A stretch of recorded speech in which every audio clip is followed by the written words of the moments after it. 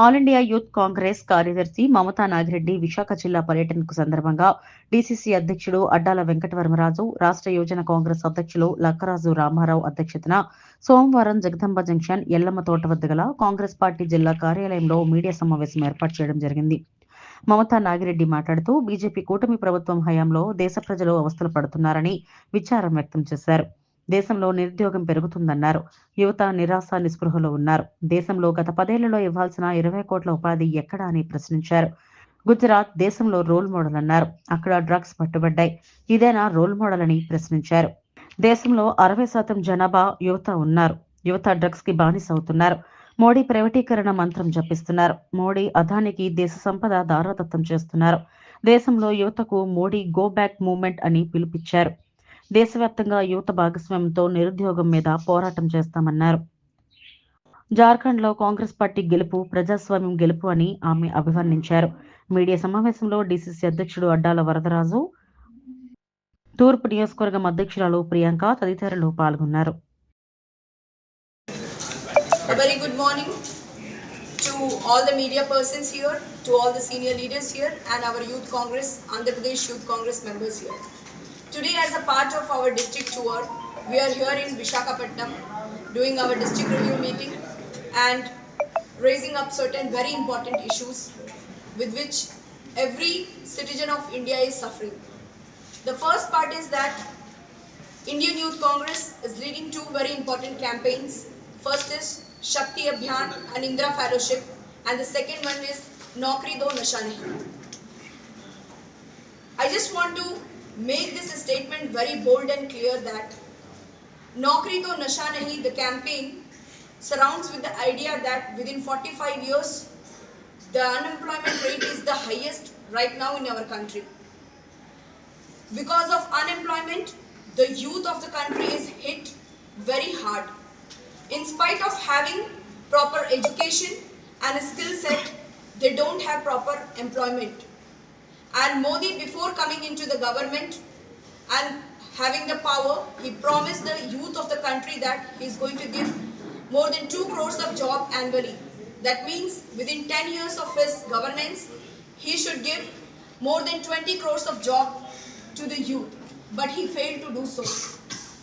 At the same time, recently, in the past few months, we could see that in Adani Port and in Gujarat state, which is considered as a role model to the India, to the entire India, they have seized, the agency have seized more than many hundreds kgs of cocaine and drugs.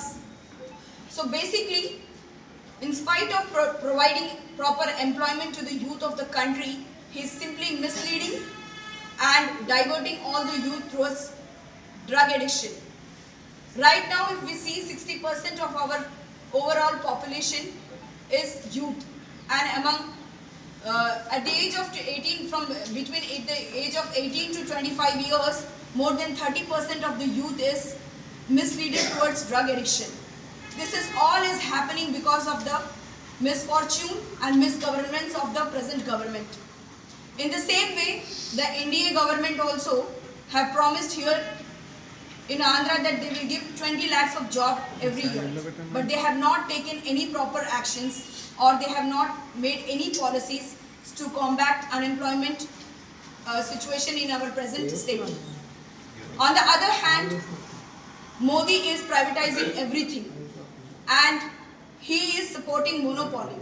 Recently, more than 1,000 crores of bribery and fraud case has been launched on Adani by the US security and US security agencies. So, he went to US and raised huge funds. Approximately 175 million crores of funds he raised. And he have also bribed the Indian officials of around 2,200 crores. He raised a fund of more than 6,500 crores to establish, to get contracts and favoritism from the present government. Print and electronic మిత్రులందరికీ నమస్కారాలు. నా పేరు లక్కరాజు రామారావు, రాష్ట్ర యువజన కాంగ్రెస్ అధ్యక్షుడిని. ఈరోజు ఆంధ్రప్రదేశ్ యువజన కాంగ్రెస్ రాష్ట్ర పర్యటనలో భాగంగా విశాఖపట్నం జిల్లాకు ఇచ్చేయడం జరిగింది. ఈ జిల్లా పర్యటనలో ముఖ్య అంశాలు ఏంటంటే శక్తి అభియాన్, ఇంద్రా ఫెలోషిప్, అలాగే యూత్ కాంగ్రెస్ ఆధ్వర్యంలో తీసుకోవడం జరిగింది. మరి ఈ రెండు కార్యక్రమాలని ప్రతి జిల్లాలోని అసెంబ్లీ మండలంలో మరి శక్తి అభియాన్ గురించి మేడం గారు చెప్తారు. అలాగే నౌకరీ దో నషా నహీ అంటే ఏంటంటే ఏదైతే మోడీ గారి ప్రభుత్వాన్ని అలాగే కూటమి ప్రభుత్వాన్ని ఈ యువజన కాంగ్రెస్ కోరుతా ఉంది. మోడీ గారు 2 కోట్ల జాబ్లు ఇస్తారని చెప్పారు ఏటా. అలాగే యువకాలంలో లోకేష్ గారు 20 లక్షల జాబ్లు ఇస్తారని చెప్పారు. మరి ఈరోజు ప్రపంచ దేశాల్లోనే మన ఇండియాలోని మత్తు పదార్థాలు ఎక్కువ ఉపయోగించడం జరుగుతూ ఉంది. ఎందువల్లంటే నిరుద్యోగ సమస్య ఎక్కువైపోయింది. ఈ యువకుల్ని స్టేట్ అని చెప్పేసి దాన్ని చూపించి ఈరోజు ప్రధానమంత్రి అవ్వడం జరిగింది. అదే గుజరాత్లో అదాని పోర్ట్లో సుమారు 1000 కోట్ల మత్తు పదార్థాలు దొరకడం జరిగింది. మరి రోల్ మోడల్ ఏ విధంగా అదానికి పోర్టులు కానివ్వండి, ఎయిర్పోర్ట్లు కానివ్వండి, రైల్వేస్ కానివ్వండి, రోడ్స్ కానివ్వండి, ఇవన్నింటిని కూడా అదానికి కట్టబెట్టడం జరుగుతూ ఉంది మోడీ గారు. కానీ నిరుద్యోగ సమస్యను మాత్రం నిర్మూలించడం అంటే నిరుద్యోగ సమస్యల గురించి పట్టించుకోవట్లేదు. ఆయన వచ్చిన తర్వాత అదాని గారికి లక్షల వేల కోట్లు ప్రాజెక్టులు కట్టబెడతా ఉన్నారు. మోడీ గారు దేశ ప్రధాని కాదు, అదానికి సీఈఓగా వ్యవహరిస్తూ ఉన్నారు. అంతే తప్ప ఈరోజు అదాని కోసమే ఆయన చేస్తున్నటువంటి సంక్షేమాన్ని వదిలేశారు దేశ ప్రజల కోసం.